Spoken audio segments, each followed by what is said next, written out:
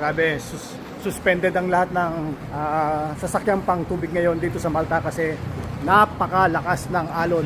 Ngayon lang ito nangyari sa buong stay namin dito sa Malta. Sa 9 na araw namin dito, 9 days na kami dito, ay tignan mo naman, ngayon lang nasuspende lahat ng mga sasakyang pantubig, bangka, ferry, lahat. As in, walang pwedeng gumalaw ngayon kasi napakalakas talaga ng alon.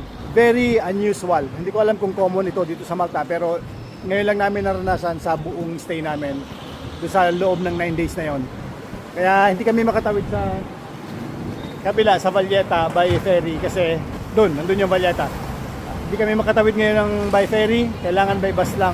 Puro sightseeing bus lang ang tumatakbo ngayon. Walang mga tubig, walang pantubig. Pero nyo naman, napakalakas. Unusual yan kasi wala namang hangin. May araw pa,